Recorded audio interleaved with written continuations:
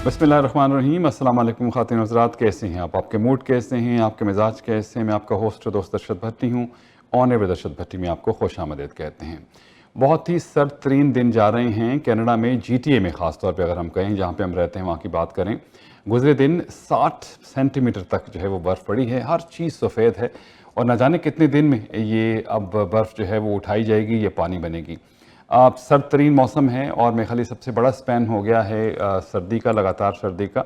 अगर हम वैसे अगर बात करें तो पियर्सन इंटरनेशनल एयरपोर्ट पे जो कल रिकॉर्ड किया गया है वो 46 सेंटीमीटर जो हैं वो बर्फ़ वहाँ रिकॉर्ड की गई है, और जो कि 93 ये रिकॉर्ड है एक। और इस महीने में जनवरी में 88.2 सेंटीमीटर बर्फ़ जो है वो अब तक पड़ चुकी है, जो 1937 के बाद जो है वो सबसे ज़्यादा रिकॉर्ड है। अभी मज़ीद बर्फ़ की जो है पेशगोई जो है वो की गई है जी। आज यहाँ पील रीजन में कहीं या टोरंटो बल्कि पूरे में ही स्कूल बंद रहे हैं, क्योंकि जब बर्फ़ जब गिरती है उसके बाद उसको साफ़ करना भी होता है। मैं मिसिसागा की अगर बात करूँ तो यहाँ पे कम से कम सिटी को जो है वो शाबाश देनी होगी कि स्नो रिमूवल ठीक रहा, ज़बरदस्त रहा। बल्कि मैंने आज अंदर की कुछ गलियों का भी जाके कुछ थोड़ा गया तो वहाँ से भी बर्फ़ साफ़ थी। लेकिन यहाँ पे जो प्रॉब्लम आ रही है वो जो गार्बेज तो नहीं, लेकिन जो रिसाइकलिंग है वो एक हफ्ते से बिन्स बाहर पड़ी हैं अभी तक पूरे मिसिसागा में, मेरे ख्याल में शायद, बल्कि शायद टोरंटो में मैंने सुना है कि पूरे टोरंटो में ये सूरत हाल है कि वो पिकअप नहीं हुआ। किसी प्राइवेट कंपनी को जो है वो जो कॉन्ट्रैक्ट दिया गया था और वो अभी तक जो फर्स्ट टाइम शायद उनका वीक था या दूसरी दाब थी, तो वो अभी तक पिकअप नहीं है। तो ये आई डोंट नो कि इसके पीछे क्या है। और सिटी जो है वो कहती है कि इस दफ़ा हमने ये मामला जो है वो प्रॉमिस को दे दिया है। प्रॉमिस का कहना है कि हमने सिटी के इतने $1 मिलियन बचा लिए हैं, लेकिन ओवरऑल अगर आप देखें तो अभी भी कई दिन से जो है वो बिनें जो हैं वो ऑन द रोड पड़ी हुई हैं। ये कब, अब क्योंकि अब 15 दिन के बाद जो है पिकअप होता है, एक हफ्ते जो है वो गार्बेज पिकअप होता है और एक हफ्ते जो है रिसाइकलिंग जो है वो पिकअप होता है। तो अब की जो सूरत हाल ऐसी नजरिए है कि शायद अगर ये 15 दिन के बाद होगा तो फिर और कितना इकट्ठा हो जाएगा और फिर कहाँ रखेंगे, सड़कों पर रखेंगे। तो इसको मेरे ख्याल देखने की ज़रूरत है। शहरी इस हवाले से खासे परेशान है। अच्छा, अब स्नो की बात कर लें अगर हम, तो स्नो जब पड़ती है तो सारी चीज़ें जो हैं, सारी स्नो जो है वो साइड पे इकट्ठी होना शुरू है, सड़कों के इर्द गिर्द इकट्ठा शुरू हो जाती है, या जो पार्किंग लॉट्स होते हैं उसमें बड़े ढेर लग जाते हैं। और जब मौसम सर्द हो तो इसको जो है पिघलने में कह लीजिए, ये पानी बनने में कह लीजिए, बहुत टाइम लगता है और ये पाइलअप होना शुरू जो है हो जाती है। जो बड़े जो नए शहर बने हैं, नए शहर इस हवाले से कि मिसिसागा को कहें जो बहुत सा नया एरिया है, या ब्राम्पटन, या जहाँ पे सड़कें खुली हैं रोड्स के ऊपर, वहाँ तो चलें फिर भी सूरत है। टोरंटो में जहाँ कंजेस्टेड एरिया हैं वहाँ पे जो बर्फ़ होती है उसको उठाया जाता है। पहले तो उसको साइड कर दिया जाता है, उसके बाद उठा के कहीं और डंप कर दिया जाता है। तो ये कई दिन में ख्याल है इस स्नो रिमूवल में लग जाएंगे, क्लीन अप में बहुत दिन लग जाएंगे। लेकिन अगर वेस्ट की हालत देखें तो काफ़ी बेहतर है, लेकिन ईस्ट में बहुत सूरत हाल। और उसके बाद वहाँ पे फिर ट्रैफिक का निज़ाम जो है वो दरम भरम हो जाता है। आपकी बसेस जो हैं, आपकी TTC की सबवेज बहुत ज़्यादा उस पर जो है, और सैकड़ों की तादाद में एक्सीडेंट्स भी होते हैं। लेकिन ओवरऑल मैंने देखा कि इस दफ़ा बहुत ज़्यादा एक्सीडेंट्स उस तरह से नहीं हुए। लास्ट टाइम जो हुआ था उसमें एक दिन में 200 एक्सीडेंट्स जो है वो रिपोर्ट किए गए थे। लेकिन ये कमाल है इन शहरों का, इन जगहों का, कि यहाँ पे ज़िंदगी चलती है। माइनस जितना माइनस अब 30s में तो नहीं किया, मेरे ख्याल -20 टच किया है, 25, 26, 27 को, लेकिन 30s में नहीं गया। लेकिन ओवरऑल ज़िंदगी चलती है, सब कुछ चलता है। लेकिन ऐसा लगता था कि मंडे, आज का दिन जो है वो शायद क्लोज ही था दिन। कल भी, संडे को भी कोई नहीं निकला जा रहा, सारा ही दिन बर्फ़ पड़ती रही, और आज भी मामला तो ज़िंदगी जो है वो खासे मुतासर है। अच्छा, सिर्फ यहाँ सूरत हाल नहीं, हमारे नेबर अमेरिका में भी शदीद बर्फबारी हो रही है, और अब तक की इतलात के मुताबिक वहाँ 14 लोगों की हलाकत की भी इत्तला है, और 1 फुट से ज़्यादा बर्फ़ पड़ चुकी है। 10 लाख अफराद बिजली से महरूम हैं। 17,000 वहाँ पे फ़्लाइट्स जो हैं वो मनसूख की गई हैं। 44 जो स्टेट्स हैं उनके 20 करोड़ अफराद के लिए जो एक्सट्रीम कोल्ड अलर्ट जारी किया गया। 24 रियासतों में इमरजेंसी नाफिज की गई है, और न्यूयॉर्क के नवाही इलाकों में -49 टेम्परेचर जो है वो रिकॉर्ड किया गया है। वाशिंगटन में आज दफातर बंद थे, न्यूयॉर्क में जो है वो ऑनलाइन क्लासेस थी। अच्छा, कभी कभी मैं खबर पढ़ रहा था तो मैं, अब हमारे मुल्क उतने तरक्की याफ्ता इक्विपमेंट वाइज नहीं है, तो वहाँ जो हमारे शुमाली इलाके हैं वहाँ जब मैं देख रहा था, यहाँ हम कहते हैं जी 60 सेंटीमीटर बर्फ़ पड़ गई, तो वहाँ की कल की रिपोर्ट थी कहीं 40 या 44 इंच बर्फ़ पड़ी है, कहीं 36 इंच बर्फ़ पड़ी है, कहीं 11 इंच बर्फ़ पड़ी है। तो वहाँ भी ज़िंदगी चलती है, लेकिन उस तरह से नहीं। यहाँ तो खैर बट जल्दी जल्दी चीज़ें जो हैं वो बेहतर हो जाती हैं, लेकिन हमारे यहाँ और पाकिस्तान पे तो अल्लाह की रहमत है कि वहाँ सारे मौसम है।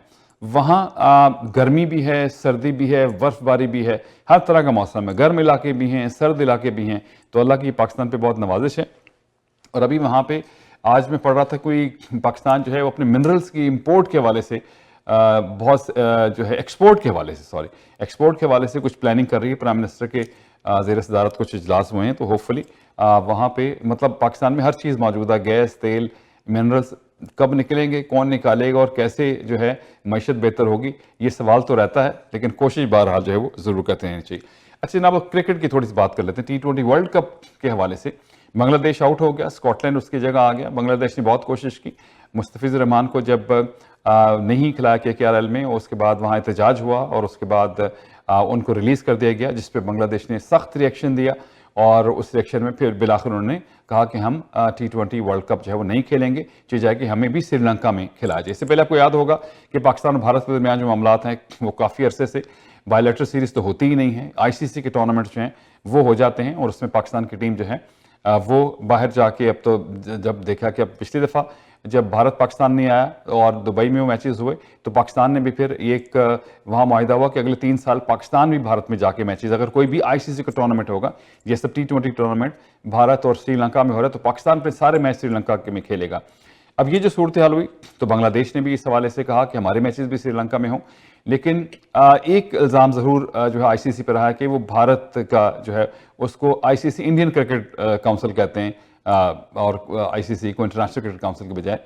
तो भारत का ऑफकोर्स इसमें कोई शक नहीं है कि भारत पैसा बहुत देता है, तो किसी न किसी, और उनके जो ICC के जो इस वक्त के सदर हैं वो भी भारतीय हैं, लेकिन ओवरऑल अगर उसको देखें तो इस चीज़ को सेटल किया जा सकता था, कुछ दरमियानी रास्ता निकाला जा सकता था, लेकिन बांग्लादेश का स्टांस भी बहुत सख्त था। और जवाब ICC ने भी, और जो एक मीटिंग में जब लोग आए और उसमें शायद कहते हैं कि सिर्फ पाकिस्तान और बांग्लादेश एक तरफ थे, बाकी ममालिक एक तरफ थे। तो अभी तक पाकिस्तान के हवाले से बात की जा रही है कि पाकिस्तान T20 वर्ल्ड कप में हिस्सा लेगा या नहीं लेगा। इससे पहले हमारे मोहसिन नकवी साहब कह चुके हैं कि अगर 21वीं टीम स्कॉटलैंड आ गई है तो 22वीं टीम भी रख लेंगे, कोई बात नहीं। 22वीं टीम वैसे जोगिंडा बनती है। अब अभी आज उनकी प्राइम मिनिस्टर से मुलाकात हुई, और उसके बाद तफसील से मेरा 40 मिनट्स की मुलाकात थी, और उसके बाद ये कहा गया कि हम जुमे को या मंडे को इस हवाले से फाइनल फैसला करेंगे। अब 7 फरवरी से वर्ल्ड कप शुरू होना है और टाइम गुजरता जा रहा है, लेकिन पाकिस्तान स्ट्रेटेजिकली कर रहा है या मामला क्या कर रहा है। उधर इंडियन मीडिया की तरफ हम देखें तो वहाँ पे खासा इस हवाले से कुछ समझदार लोग भी हैं, वो कह रहे हैं कि इस हवाले से कुछ बेहतरी निकल आए। कुछ लोग जो हैं वो सख्त मिजाज रखते हैं और डिफरेंट किस्म की बातें करते हैं, लेकिन इंडियन मीडिया में क्रिकेट वर्ल्ड कप के हवाले से बड़ी गुफ्तगू हो रही है, और बड़े नामवर उनके जो स्पोर्ट्स चैनल, विक्रांत गुप्ता साहब के हवाले से मैंने देखा कि कुछ वो पहले बहुत ऐसी बातें जो न्यूट्रल होकर किया करते थे, लेकिन अब वो जो है वो ज़्यादातर बातें जो है पाकिस्तान के खिलाफ भारत के हक में कर रहे हैं। अच्छा, एक तो बात नेचुरल होता है, जिस मुल्क में आप हैं तो ऑफकोर्स किसी न किसी तौर पर आप अपने मुल्क के लिए ही बेहतरी चाहते हैं, उसका फेवर चाहते हैं, लेकिन क्रिकेट को सियासत से अलग होना चाहिए। मुझे लगता है ऐसा ही है कि सियासत अब क्रिकेट में दर आई है, जिसकी वजह से पाकिस्तान और भारत के ताल्लुकात भी हैं, जिसकी वजह से पाकिस्तान और भारत आपस में नहीं खेलते हैं, और उसके बाद इस किस्म की जब सूरत हाल, चैंपियंस ट्रॉफी देख लें, एशिया कप देख लें, हाथ नहीं मिलाना, बहुत सी चीज़ें हैं जो क्रिकेट के लिए शायद अच्छी नहीं है। और पाकिस्तान भी शायद अब बांग्लादेश के साथ पाकिस्तान के ताल्लुकात बेहतर हो रहे हैं, तो पाकिस्तान भी मुझे ऐसा ही लगता है कि थोड़ा सा इस हवाले से शायद एडवांटेज ले रहा है, और अभी तक उन्होंने ऐलान भी नहीं किया कि पाकिस्तान की टीम जाएगी या नहीं जाएगी। एक और जो बात की जा रही है कि पाकिस्तान इंडिया के खिलाफ मैच ना खेले। अच्छा, बहुत से सिलसिले ऐसे होते हैं कि ICC का रिएक्शन क्या होगा, पाकिस्तान पे पाबंदियां तो नहीं लग सकती, और बहुत सारी चीज़ें हैं। पाकिस्तान के बहुत से साबिक क्रिकेटर्स का कहना है कि पाकिस्तान को खेलना चाहिए, जाना चाहिए, और पाकिस्तान को अपनी कारकर्दगी से ये साबित करना चाहिए कि पाकिस्तान वर्ल्ड कप लेकर आए, बजाय इसके कि अब वो इस हवाले से इस तरह की बात करें कि हम वर्ल्ड कप में हिस्सा ही नहीं लेंगे। लेकिन कुछ लोगों का ख्याल है कि पाकिस्तान का ना खेलना जो है क्रिकेट के लिए भी और ICC के लिए भी, और इसके साथ साथ जो स्पॉन्सर्स हैं उनके लिए भी बहुत नुकसानदेह हो सकता है, क्योंकि कहा जाता है कि पाकिस्तान और भारत का जो मैच होता है ओवरऑल अगर आप देखें कि इस टूर्नामेंट का, वो 50 से 60% रेवेन्यू जो है वो इन मैचेस से या उस मैच से जो है हासिल होता है। तो ICC के लिए भी ये बड़ा नुकसानदेह होगा अगर पाकिस्तान नहीं खेलता, और ऑफकोर्स बाकी जो मामलात हैं वो भी अगर देखें तो फिर क्रिकेट के लिए, अब क्रिकेट इतना बहुत बड़ा ऐसा खेल तो है नहीं कि पूरी दुनिया खेलती हो, शायद 30-35 लोग मैक्सिमम इसको खेलते हों, ममालिक जो है 30-35 ममालिक खेलते हों, और उनमें से भी जो टेस्ट प्लेइंग कंट्रीज़ हैं वो तो बहुत कम हैं, 10 हैं शायद, और इस तरह पे T20 टूर्नामेंट्स होते हैं या फिर वनडे टूर्नामेंट। तो इतनी बड़ी प्रोफेशनल गेम नहीं है जिसके ऊपर बहुत ज़्यादा मामला हो, तो इसमें अगर बिगाड़ आता है तो शायद क्रिकेट के लिए भी अच्छा नहीं है। तो पाकिस्तान ने कहा कि वो फैसला फ्राइडे या ये चेयरमैन साहब का फ्राइडे या मंडे को होगा। तो आप देख लीजिए कि क्या वक्त बिल्कुल वर्ल्ड कप के करीब आ जाएगा, और उस वक्त में अगर कोई फैसला किया जाता है, नई टीम आती है, वेन्यू चेंज होता है, तो बड़ा मुश्किल है। अब पाकिस्तान क्या फैसला करेगा इसके ऊपर बहुत डिफरेंट राय है, लेकिन पाकिस्तान फर्म है, बांग्लादेश के साथ खड़ा है, वो कहता है हमारा भाई है और हम चाहेंगे। अच्छा, बांग्लादेश वापस आ सकता है, बड़ा मुश्किल है। अगर आपने किसी स्कॉटलैंड को रख लिया, ओवरऑल शायद हो सकता था कि अगर श्रीलंका में कुछ मैच शायद 1 या 2 इंडिया में खिला लेते, बाकी श्रीलंका में खिला लेते, लेकिन ऐसा होता अब नज़र नहीं आता है। और अगर पाकिस्तान ने भी फैसला किया कि वो श्रीलंका जो इंडिया के साथ मैच नहीं खेलेगा या वर्ल्ड कप का बायकॉट करेगा, तो मेरे ख्याल क्रिकेट के लिए भी और आईसीसी के लिए भी और ओवरऑल जो है वो शायद ज़्यादा क्रिकेट की उसके लिए अच्छा ना हो। लेकिन हो सकता है, बहुत से लोगों का ख्याल है कि पाकिस्तान इसको एंड तक लेके जाएगा, लेकिन टूर्नामेंट जो है वो खेल लेगा। देखिए, हम भी इंतजार करते हैं और यकीन आप भी इंतजार कर रहे होंगे। अच्छा, अपोजिशन इत्तेहाद ने 8 फरवरी को जो हड़ताल की बात की है और उन्होंने इसको यौम सियाह का नाम दिया और बैन अवी तौर पर होगी, सिर्फ पाकिस्तान में नहीं बल्कि दुनिया भर में इसको यौम सियाह के तौर पर जो मनाया जाएगा। तैयारियां कहते हैं मुकम्मल हो गई हैं। महमूद अशरफ साहब, राना नासिर अब्बास साहब, बैरिस्टर गौहर साहब, मोहम्मद ज़ुबैर साहब, मुस्तफ़ा नवाज़ खोखर साहब, बहुत से लोग जो हैं उसमें जो इजलास हुआ था उसमें मुख्तलिफ फैसले जो हैं वो किए गए हैं। और जो 2 बेसिक मुतालबात थे, एक तो कि नए इंतखाबात का ऐलान किया जाए और सियासी कैदियों को जो है वो रिहा किया जाए। इसके साथ साथ ईमान मिज़ारी और हादी अली चट्ठा गिरफ्तारी के हवाले से भी मजम्मत की गई। अच्छा, अब उनको गिरफ्तार भी किया गया है और उसके बाद सज़ाएँ भी हो गई हैं और बहुत से लोग इस हवाले से तनकीद भी कर रहे हैं।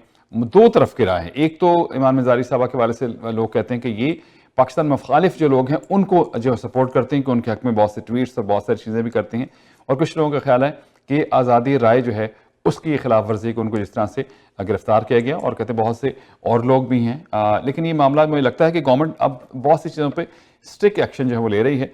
और वैसे अभी जेल भरो तहरीक की बात भी हो रही थी कि इसके हवाले से कि, लेकिन आज तक कोई बहुत बड़ी चंद एक के अलावा कोई जेल भरो तहरीकें बहुत कामयाब नहीं हुई हैं।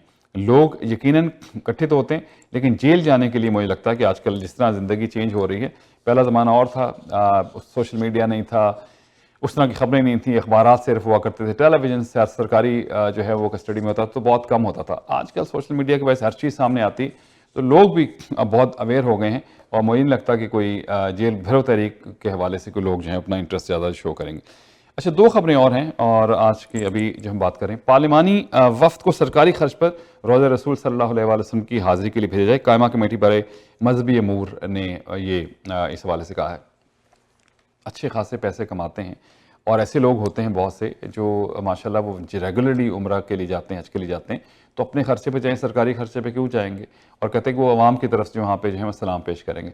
आई डोंट नो, जब इस किस्म के मामला होते हैं, वो चाहें जब सब ने जाना होता है 7 या 10 अफराद, फिर अहले खाना भी कहते हैं कि उनके साथ जाएंगे, तो ये मंजूर तो शायद वो करवा ही लें, लेकिन मेरे ख्याल में हज उम्रा वही होता है जो आप अपने खर्च से करें। मेरे ख्याल में अगर आप अपने खर्चे पे जाएंगे तो अल्लाह रब करीम यकीनन सबका हज उम्रा कबूल करे।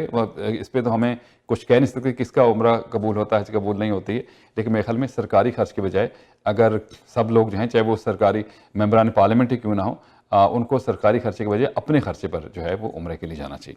अच्छा, अब एक और आज पिछले दिनों खबर आई कि एक शेर जो था उसने ज़ख्मी कर दिया और वो प्राइवेट शेर घर में रखा हुआ था, और उसके बाद अब पंजाब हुकूमत ने सख्त एक्शन लिया है। महकमा वाइल्ड लाइफ पंजाब ने पंजाब से एक दिन में 57 गैर कानूनी तौर पर जो शेर रखे गए थे उनको जो है वो बरामद किया है, एक बंदर को भी 57, और ये शेर बरामद, इनमें से 8 अफराद को गिरफ्तार भी किया गया है। लाहौर, जेहलम, मुल्तान और गुजरांवाला से इन शेरों को जो है वो बरामद किया गया। ये हैरानकुन बात है, पेट्स पालतू नहीं है, शेर पालतू नहीं है, दरिंदा है, तो उसको किस तरह से घरों में रख लेते हैं और किस तरह से इजाज़त मिल जाती है, ये खुदा बेहतर जानता है। ताकत का जहाँ पे जोम होना चाहिए वहाँ पे इस किस्म के मामला रहते हैं। पंजाब में अब कोशिश तो की जा रही है कि चीज़ें बेहतरी की तरफ चली जाएं, लेकिन क्या कीजिए कि वहाँ पे कई बात सियासी जो कह लीजिए कि जो सियासत में जो लोग होते हैं वो अपना सुरसूख इस्तेमाल करके चीज़ों को अपनी मर्ज़ी के मुताबिक ढालने की कोशिश करते हैं। खुदा करे ऐसा ना हो। और अब बसंत भी इस दफ़ा मनाई जा रही है, सरकारी तौर पे मनाई जा रही है, और शायद उस दिन मोटरसाइकिल पे भी पाबंदी लगा दी जाए, क्योंकि अक्सर औकात जो डोर हैं, एक तो डोर धाती डोर पे पाबंदी है और बहुत सी जो है इंसेंटिव्स का भी ऐलान किया गया है बसंत वाले दिन। मैं अगले प्रोग्राम में कोशिश करूंगा कि इस पर बात करें। तो चलें, आज जनाब इतनी बात हमारी। दुआ में रखिएगा याद, हौसला नहीं हारना, भला हौसला भी को हारने की चीज़। ऑलवेज फॉलो योर हार्ट, क्योंकि सब अच्छे की आवाज़ बशर्ते ज़िंदगी। अगले प्रोग्राम में आपसे मुलाकात होगी। स्टूडियो इंजीनियर तला भट्टी और मेज़बान अरशद भट्टी को दीजिए इजाज़त। अल्लाह हाफिज़ और सपुर्द मारूफ।